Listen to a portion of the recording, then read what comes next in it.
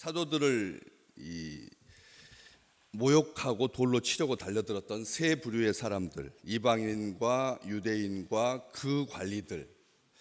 이방인하고 유대인들에게는 앞쪽에 관사를 붙이지 않고 관리들 앞에는 정관사가 붙어 있습니다. 딱 꼭 집어서 그 사람들, 관리들이라고 그렇게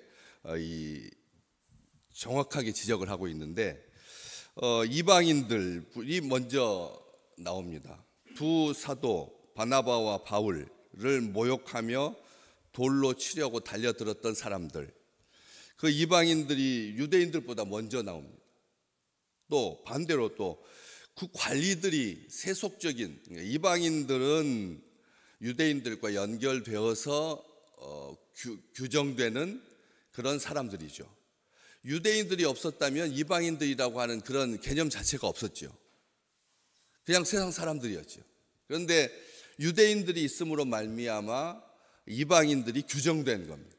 이게 참 이 세상을 살아가면서 믿음의 사람이냐 아니냐, 이게 이 믿음의 사람을 중심으로 해서 결정되는 거지, 세상 사람들, 자연인, 이것은 아무런 전제 조건이 달리지 않고 그리고 또 규범화시킬 수가 없는 그런 상태인 거죠. 자연 상태인 겁니다. 그런데 이방인들은 유대인들의 그 종교성에 의해서 이방인들로, 하나님 백성이 아닌 자로 그렇게 규정된 사람들인데, 그 사람들이 먼저 나오고 그 다음에 유대인 나오고 그 관리들이 뒤이어서 나옵니다. 사도들에게 적대감을 가졌다라고 하는 것은 종교적인 차원에서 이방인과 유대인들에게는 합당한 그런 모욕이고 그리고 분노일 것입니다. 그런데 그 관리들이 이제 세 번째로 밀려 있어서 왜 관리들이 이 사도들에 대해서 분노를 가지고 있었을까를 생각하게 되는 거죠. 다시 말하면 순서부터 먼저 보실 필요가 있는데, 이 세상 사람들이 예수 믿는 주의 백성들의, 하나님의 백성들에 대해서 적대감을 가질 때 이 순서가 제일 먼저 기록된 순서가 의도적으로 일부러 정확하게 누가는 기록을 하고 있거든요. 여기 이방인들, 우리가 생각할 때는 하나님의 법과 관련하여서, 복음 전파와 관련하여서, 기독교와 관련하여서 적대감을 표출하는 거니까 유대인들이 제일 먼저 나올 것 같고 그 다음에 이방인들, 그리고 관리들, 이렇게 나올 것 같은데, 이 누가는 이것을 뒤바꿔서 이방인들이 먼저 나오고 있습니다. 그 이방인들이 누구냐는 거죠. 이 사람들이 이 적대감을 갖고 모욕하며 돌로 치려고 달려들었습니다. 거절하는 정도가 아니라는 거죠. 거절하는 정도가 아니라 아예 살의를 품고 그냥 손살에 치는 게 아니라는 겁니다. 이게 꺼려진다, 손살에 치다. 한국말, 이 손살에 친다는 말이 손을 펴서 휘젓는, 손을 펴서 휘젓는, 이게 뭐 굉장히 동작이 과하고 격한 거죠. 사람의 감정을 사람들이 잘 다스립니다. 자기 감정을 누그러뜨리지만 손을 펴서 휘젓기 시작하면 그때부터는 자기 감정을 벗어나게 되는 거죠. 자기가 자기를 조절하지 못하는 것입니다. 아주 미묘한 차이인데, 이런 손살에 치는 것, 그 정도도 아니라는 거죠. 더 나아가서 강한 거부감으로 아주 신경질적이고 날카롭고 분내고 울분을 토하는, 다 남자들입니다. 이방인과 유대인과 그 관리들, 그쪽에 앞쪽에 이 적대감을 가졌던 비시디아 안디옥 지역에서의 이 적대감을 가졌던 사람들은 유대교에 입교한 경건한 사람들 뿐만 아니라 50절 말씀에 보면 유대인들이 경건한 귀부인들과 그 신의 유력자들을 선동하여, 바로 13장 50절에 기록되어 있는 것처럼 선동되는 종류는 사람을 가리지 않는 거죠. 남자건 여자건 가리지 않습니다. 여기 그냥 이방인과 유대인과 그 관리들 하니까 다들 보통 그런 적대감을 가지고 사람을 한쪽으로 몰아서 모욕을 하고, 모욕했다는 말이 저주하고 비방하고 했다는 말인데, 그렇게 해서 이렇게 죽이려고 하는, 다 남자들 뿐이냐, 그게 아니다라고 하는 것을 우리가 알 수가 있는데, 이 선전선동에 능한 사람들에 의해서 이방인들이 그 선동을 당한 겁니다. 이방인들 누구냐 하면 그 위쪽 14장 2절 말씀에 순종하지 아니하는 유대인들이 이방인들의 마음을 선동하여 형제들에게 악감을 품게 하거늘. 다시 말하면 이 이방인들은 유대인들의 선전선동에 미혹당해서 낚여서 악감을 품고, 그리고 사도와 복음과 그리스도와 십자가에 대해서, 기독교에 대해서 모욕하고 달려들여서 죽이려고 했다라고 하는 것이죠.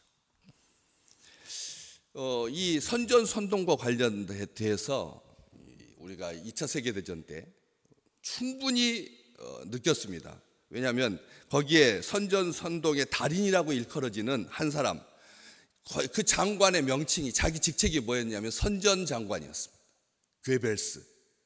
괴벨스라고 하는 이 독일 사람, 이 괴벨스, 이 사람이 했던 말이 이 선전선동의 가장 추악한 면을 아주 고스란히 잘 보여주고 있는데, 뭐라고 말했느냐면 나에게 한 문장만 달라. 그러면 누구든지 범죄자로 만들 수 있다. 이렇게 말했습니다. 아주 자신감 있게 말했어요. 나에게 딱 한 문장만 딱 다오. 그러면 내가 누구든지 다 범죄자로 만들 수 있다. 다 죽일 수 있다. 독가스실에 보내서 다 처형할 수 있다. 아무도 가리지 않는다. 나에게 낚이기만, 나에게 문장 딱 하나만 딱 던져주면 나는 그를 죽일 수 있다. 이렇게 했던 사람이었거든. 그래서 온 독일인이 그의 선전선동에 미혹되어 가지고, 그래서 개토를 만들고 유대인들만 따로 수용하는 그런 집단 격리 시설을 만들고, 그리고 차별하기 시작하고, 아이들의 눈 속에 적대감을 불어넣어주고, 청년들의 마음속에 불을 지펴서, 그래서 600만 명이라고 되는 엄청난 그런 사람을 살인가스로 독가스실에서 그렇게 죽일 수가 있었던 것이죠. 이 놀라운 일입니다. 그리고 유대인들에 대해서는 딱 한마디만 합니다. 순종하지 아니하는 유대인들. 여기 딱 그렇게 되어 있죠. 2절 말씀에 순종하지 아니하는 유대인들.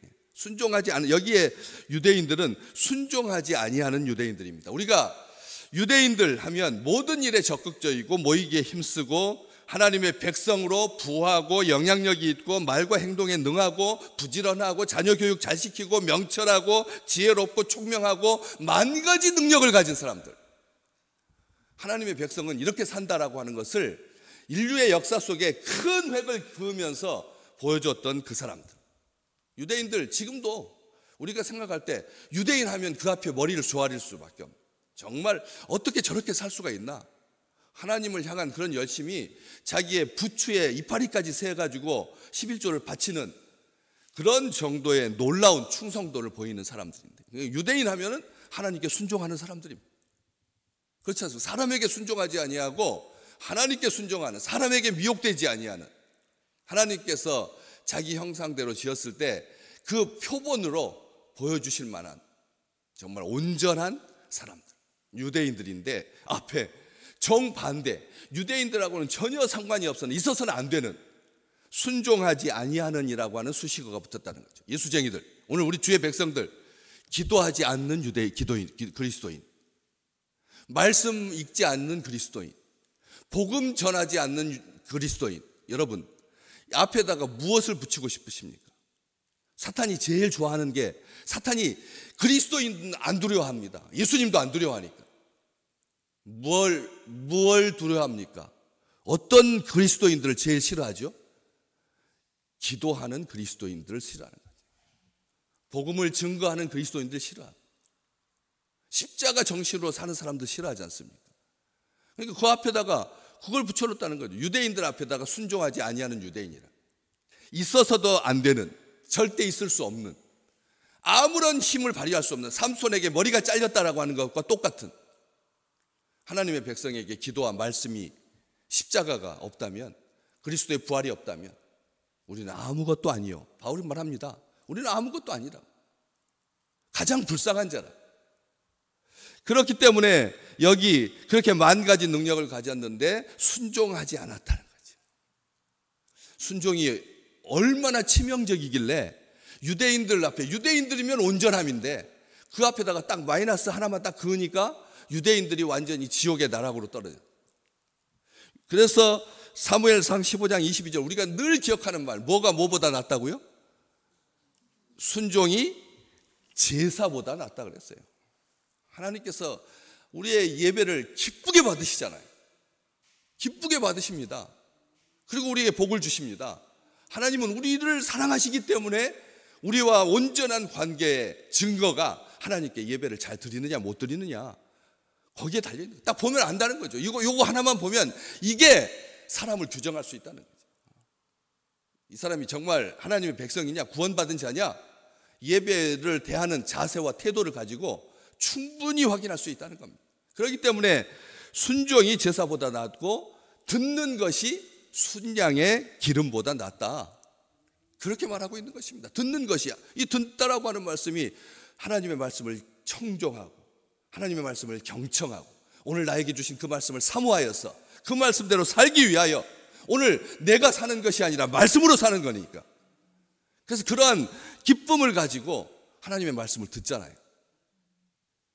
그게 순양의 기름, 하나님께서 정결하게 받으시는, 정말 순양의 모든 거죠.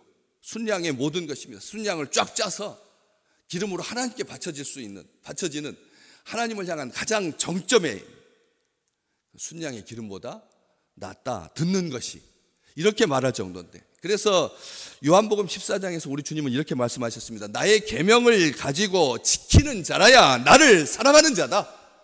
나의 계명을 가지고 지키는 자가, 순종하는 자가 나를 사랑하는 자다. 사람이 나를 사랑하면 내 말을 지키리니. 우리가 주님을 사랑한다고 말합니다. 얼마나 많이 말합니까?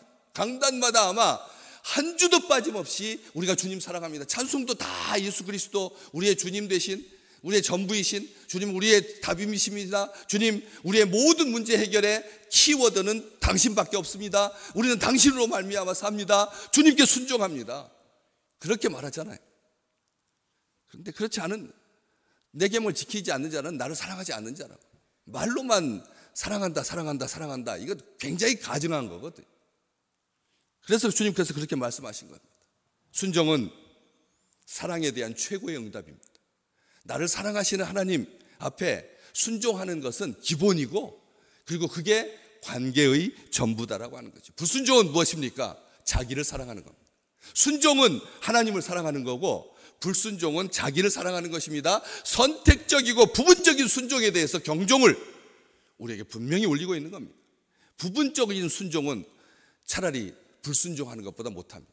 완전한 순종이 순종이지, 불순종인 조금 남겨두는 것, 아말렉의 전리품 중에서 마음에 드는 것, 고든 것, 바른 것, 나중에 돈벌이가 될 것 같은 것, 사울이 옆에서 숨겨뒀잖아요.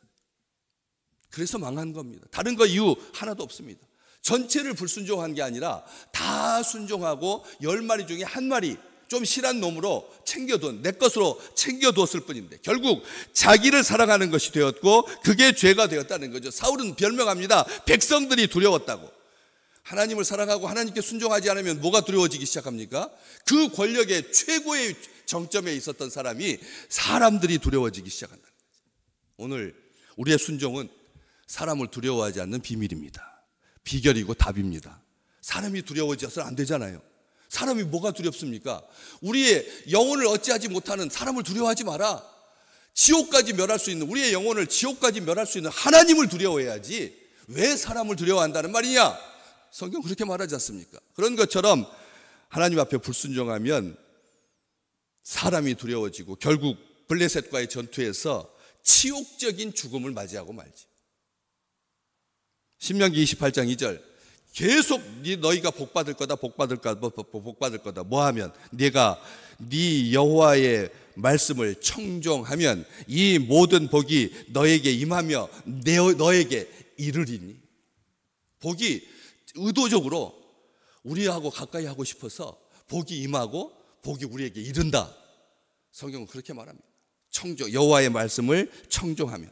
그런데 28장 15절 이후부터 끝까지 48절까지, 그러니까 다시 말하면 14절까지는 순종하면 복받는다고 15절부터 마지막 절까지 거의 한 30절이 넘는 절에 뭐하면 순종하지 아니하면 이 저주가 마침내, 모든 저주가 마침내 너에게 임하여 너에게 닥쳐서 너에게 이르러서 너희를 멸하고 너희를 멸절시킬 거다. 끝까지. 사도행전 28장은 복장이 아닙니다. 엄밀하게 말하면 저주의 장이지. 하나님의 저주 가운데 있다라고 하는 것. 불순종하는 자에게 임하는 놀라운 하나님의 그 진노. 사람들이 다 믿음에서 떠나서 골짜기에 뼈들과 같이 마른 막대기처럼 그렇게 있었다. 어저께 에스겔서 37장에 있는 그 말씀처럼 순종하지 아니한 사람들은 사람이 아니다는 거죠. 사람이 아니라 하나님의 능력이 임하여서 성령께서 함께하지 않으면 하나님의 사람으로 살 수가 없다. 그래서 호세아서 13장 7절에 저주받은 인생을 내가 그들에게 사자 같고 길가에서 기다리는 표범 같으니라. 예언자를 통해서 주님께서 말씀하십니다. 내가 그들에게 사자 같고 날카롭고 찢어서 죽이는, 그리고 길가에서 기다리고 있는, 은밀하게 숨어서 먹잇감을 낚아채기 위해서 그렇게 표범 같으리라. 순전히 마귀 사탄이지 않습니까? 우는 사자와 같이 라는 말이 마귀 사탄을 말하는 거지 않습니까? 그런데 하나님께서 친히 당신을 불순종하는 자에게는 내가 사탄과 같이 마귀와 같이 그렇게 찢어서 삼킬 거다. 하나님께서 말씀해 주셨습니다. 오늘 순종이 복이라고 하는 것을 우리는 믿음으로 압니다. 하나님의 말씀, 하나님의 뜻에 다스리심에 하나님 앞에 기쁜 마음으로 순종하는 것, 이것은 하나님을 사랑하는 증거입니다. 하나님 사랑함으로 말미암아 신명기 28장 2절부터 14절까지 기록된 그 온전한 복이, 떡반죽 그릇까지 받는 복, 자녀와 후세대, 민족, 온 나라가 하나님의 나라가 되고 흥왕해 가고 부흥하고 비전과 하나님의 소망으로 가득한 그런 복된 나라는 순종함으로 말미암는다라고 하는 것을 우리는 믿습니다. 오늘 그렇게 주께서 아버지께 순종하셨던 것처럼 모든 순종함의 복이 가득 임하는 5월 마지막 주간 되시기를 주님의 이름으로 축복합니다.